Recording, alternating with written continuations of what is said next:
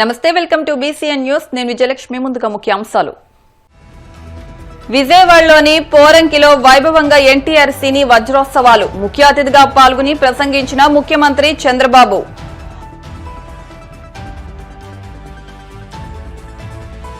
త్వరలో పెళ్లి చేసుకోబోతున్న బ్యాడ్మింటన్ క్రీడాకారిణి పీవీ సింధు సీఎం రేవంత్ రెడ్డిని కలిసి వివాహ ఆహ్వాన పత్రిక అందజేత.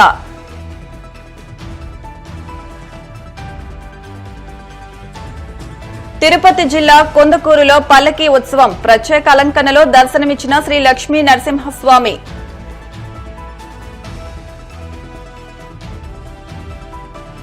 లోక్సభలో ప్రధాని మోదీ ఆసక్తికర సంభాషణ.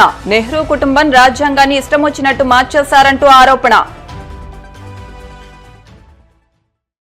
పాత్రకు ప్రాణం పోసిన ఏకైక నటుడు ఎన్టీఆర్ అని సీఎం చంద్రబాబు నాయుడు కొనియాడారు. విజయవాడలోని పోరంకిలో శనివారం నిర్వహించిన ఎన్టీఆర్ సినీ వజ్రోత్సవాల్లో చంద్రబాబు ముఖ్య అతిథిగా పాల్గొని తారక రామం అన్నగారి అంతరంగం పుస్తకాన్ని ఆవిష్కరించారు. ఈ సందర్భంగా ఆయన మాట్లాడుతూ ఎన్టీఆర్ 300 చిత్రాల్లో నటించారని, ప్రతి పాత్రలో జీవించారని అన్నారు. ఆయనలా వైవిధ్యమైన పాత్రలు పోషించిన నటుడు మరొకరు లేరని, ఎన్టీఆర్ రూపంలో మనం దేవుణ్ణి చూస్తున్నామని అన్నారు. తెలుగుదేశం పార్టీ సభ్యత్వ నమోదు ప్రారంభిస్తే ఇప్పటి వరకు 73 లక్షల మంది సభ్యత్వం తీసుకున్నారని, జాతీయ భావాలతో ప్రాంతీయ పార్టీని నడిపిన ఏకైక నాయకుడు ఎన్టీఆర్ అంటూ కొనియాడారు. ఎన్టీఆర్ వజ్రోత్సవ వేడుక ఇది ఒక అపూర్వ ఘట్టం. గత సంవత్సరం ఎన్టీఆర్ శత జయంతి వేడుకలు జరుపుకున్నాం. సంవత్సరం అంతా కూడా జరిపాం. ఒక్కొక్కసారి ఒక యుగ పురుషుడు పుట్టినప్పుడు ఏ విధంగా చరిత్ర మరిచిపోదో దానికి ఉదాహరణే నందమూరి తారక రామారావు గారని చెప్పి మీకు తెలియజేస్తున్నా.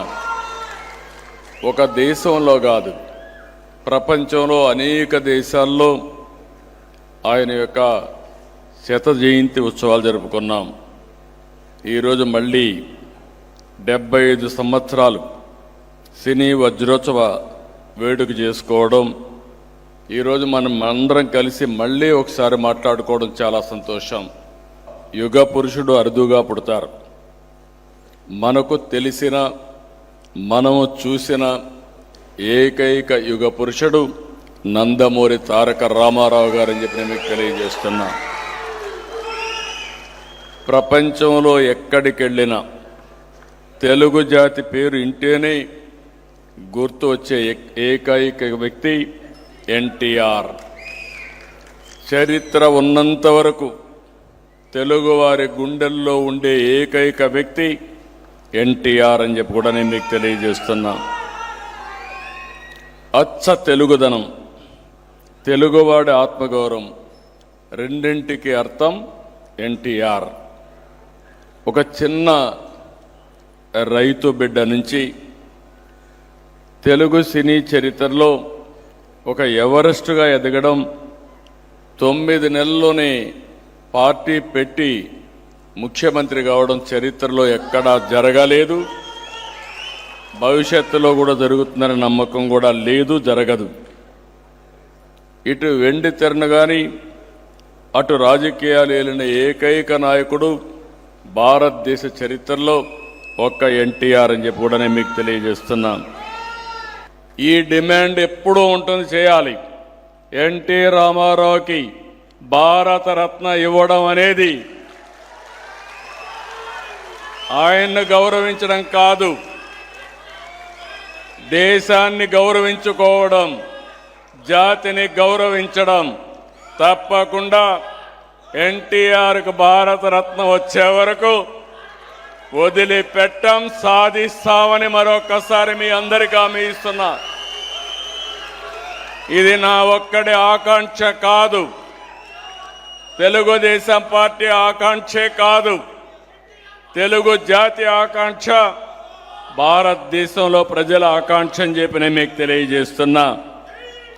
అందుకని ఈరోజు ఈ సందర్భంగా మీ అందరికీ ఒకటే విజ్ఞప్తి చేస్తున్నా, ఆ మహనీయుని బాటలో పయనిద్దాం. త్వరలో పెళ్లి చేసుకోబోతున్న ప్రముఖ బ్యాడ్మింటన్ క్రీడాకారిణి పీవీ సింధు సీఎం రేవంత్ రెడ్డిని కలిసి వివాహ ఆహ్వాన పత్రిక అందించారు. జూబ్లీహిల్స్ లోని నివాసంలో సీఎంను సింధు తల్లిదండ్రులతో కలిసి వివాహానికి ఆహ్వానించారు. హైదరాబాద్కు చెందిన వెంకట దత్తసాయి అనే వ్యక్తితో పీవీ సింధు తన జీవితాన్ని పంచుకోనుంది. వీరిద్దరి వివాహం డిసెంబర్ 22న ఉదయ్పూర్లో జరగనుంది. అనంతపురం జిల్లా ధర్మవరం మండలంలో జరిగిన సాగునీటి సంఘాల ఎన్నికలు ప్రశాంతంగా ముగిశాయి. గొట్లూరు పంచాయతీలో టీడీపీ అభ్యర్థి నీరుగంటి చంటప్ప అధ్యక్షుడిగా, బీజేపీ అభ్యర్థి కూర్మ నారాయణ ఉపాధ్యక్షుడిగా ఏకగ్రీవంగా ఎన్నికయ్యారు. ధర్మవరం సంఘం అధ్యక్షుడిగా రేనాటి శ్రీనివాసులు ఎన్నికయ్యారు. ఎన్నికల కోసం డీఎస్పీ శ్రీనివాసులు బందోబస్తు ఏర్పాటు చేశారు. రైతు ఆత్మహత్యల్లో ఏపీని మొదటి స్థానానికి తీసుకెళ్లిన ఘనత జగన్మోహన్ రెడ్డిదేనని ఎమ్మెల్యే సోమిరెడ్డి చంద్రమోహన్ రెడ్డి ధ్వజమెత్తారు. మంగళగిరిలోని టీడీపీ కేంద్ర కార్యాలయంలో ఆయన మీడియాతో మాట్లాడుతూ వ్యవసాయ రంగాన్ని నిర్వీర్యం చేశారని దుయ్యబట్టారు. సూక్ష్మ సేద్యం, ఉచిత పోషకాలు, రాయితీల వంటి ప్రోత్సాహకాలను రైతులకు దూరం చేశారంటూ మండిపడ్డారు. దేశంలో రైతులపై తలసరి అప్పు 74,500 ఉంటే ఏపీలో 2,45,000 రూపాయల అప్పు ఉండటానికి జగనే కారణమని అన్నారు. జగన్ కు రైతు అనే మాట ఉచ్చరించే అర్హత లేదని, వ్యవసాయ శాఖపై శ్వేతపత్రం విడుదల చేయడానికి తాము సిద్దమని, జగన్ సిద్దమా అంటూ ప్రశ్నించారు. స్వర్ణాంధ్ర 2047 విజన్ డాక్యుమెంట్లో వ్యవసాయానికి, రైతాంగానికి సీఎం చంద్రబాబు పెద్దపీట వేశారని సోమిరెడ్డి పేర్కొన్నారు. పోరుబాటు అన్నారు. నేను ప్రశ్నిస్తుంటాం, జగన్మోహన్ రెడ్డికి రైతు అనే పేరు ఉచ్చరించే అర్హత నీకుందా? నీకు 5 years లో ఏం చేశావు? రైతుల్ని ఎక్కడికి తీసుకుపోయినావు? అక్కడ దేశంలో 3వ స్థానం ఆత్మహత్యలు. మొదటి 2 స్థానాలు ఏమిటి? మహారాష్ట్ర, కర్ణాటక.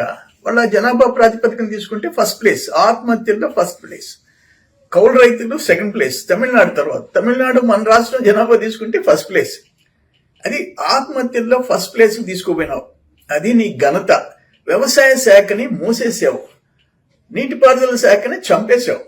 ఆ రెండు రైతు రిలేటెడ్, రైతులకు సంబంధించినవి. వ్యవసాయ శాఖలో ఏం చేశారు తమరు? నీరెళ్ళి పులివెందులకు పోయి, అయ్యా బిందు తుంపల సేద్యం చంద్రబాబు నాయుడు ఎడ్డి చేశాడు, నేను ఎడ్డి చేశాను. సూక్ష్మ పోషక పదార్థాలు, మైక్రో న్యూట్రియంట్స్ ఆయన ఫ్రీగా ఇచ్చాడు, నేనేమి ఇచ్చాను. మెకనైజేషన్, యాంత్రీకరణ, ఒక స్ప్రేయర్ దగ్గర నుంచి, ఒక పట్ట నుంచి, రోటవేటర్ నుంచి, కల్టివేటర్ నుంచి, హార్వెస్టర్స్ దాకా ఆయనేమి ఇచ్చాడు, నేనేమి ఇచ్చాడు. ఒక్కసారి అడుగు, నీ పులివెందులు అడుగు, నీ కడపలో అడుగు. ఎవరేం చేస్తారని శాఖని మూసేసావు. మైక్రో ఇరిగేషన్ లేదు, మెకనైజేషన్ లేదు, మైక్రో న్యూట్రియంట్స్ లేదు. మైక్రో న్యూట్రియంట్స్ ఫ్రీగా ఇచ్చాం, నువ్వు అన్ని మూసేసేసావు. ఆగ్రహణ రైతు ధాన్యం కొలిస్తే ఇప్పుడు 48 hours లో డబ్బులు ఇస్తున్నాం. అంతకుముందు మా గవర్నమెంట్ లో 1 week లో ఇచ్చేవాడు, ఇప్పుడు 48 hours. నువ్వు 5 నెలలు 6 నెలలు. దేశంలో రైతు అప్పు 74,500 యావరేజ్ అప్పు ఉంటే ఏపీలో నీ టైంలో 2,45,000 అప్పు. 74,500 ఎక్కడ? 2,45,000 ఎక్కడ? దేశంలో ఎక్కడికి తీసుకుపోయినావు? ఇవన్నీ తమరు చేసిన పాపాలు. నేను ఒకటి అడుగుతున్నా, నీటిపారుదల శాఖ మేము 63,000 కోట్లు 64,000 కోట్లు ఖర్చు పెట్టాం. నెక్స్ట్ 5 years పెరిగిన స్టాండర్డ్ షెడ్యూల్ ఆఫ్ రేట్స్, పెరిగిన ధరలతో తీసుకుంటే 80,000 కోట్లు చేయాలా? ఎంత చేసావు? 30,000 కోట్లు ఖర్చు పెట్టావు. ఎక్కడికి పోయింది ఇరిగేషన్ శాఖ? మూతపడిపోయింది, చంపేశావు. రైతు సమస్యల మీద పోరుబాటుకి పిలిచే హక్కు మీకుందా అని అడుగుతున్నా నేను. చెప్పకుండా మేము ఒక్క పట్టిసీమ లిఫ్ట్ వల్ల కొన్ని సంవత్సరాలు కరువు ప్రాంతాలకు నీళ్లు షిఫ్ట్ చేశాం. కృష్ణా వాటర్ని రాయలసీమకు తరలించాం. తమరి బ్రాండ్ ఏందో చెప్పండి. ఇరిగేషన్ లో తమరి బ్రాండ్ చెప్పండి. 2017-18 బిందు తుంపల సేద్యం మైక్రో ఇరిగేషన్ లో దేశంలో నంబర్ 1, మెకనైజేషన్ లో దేశంలో నంబర్ 1. తమరు పొజిషన్ ఏందో చెప్పండి. నేను ఒక్క మాట అడుగుతుండా జగన్మోహన్ రెడ్డి, 14-19 వ్యవసాయ శాఖలో అక్కడ సెంట్రల్ గవర్నమెంట్ నేషనల్ స్కీమ్స్ ఎంత చేసావు నువ్వు? మేము ఎంత చేసాం? మేము వైట్ పేపర్ రిలీజ్ చేస్తాం. Are you ready? జరిగే అభివృద్ధి. నిన్న స్వర్ణాంధ్ర సాధన 10 సూత్రాల్లో 4వ సూత్రం నీటి భద్రత, 5వ సూత్రం సాగులో అధునాతన సాంకేతికత, 8వ సూత్రం నాణ్యమైన ఉత్పత్తులు. రాష్ట్రంలో వ్యవసాయానికి సంబంధించి ఆ టెక్నాలజీ ఉత్పత్తుల బ్రాండింగ్ కల్పించి ప్రపంచ మార్కెట్లో పోటీ పడేటట్టుగా చేయడం.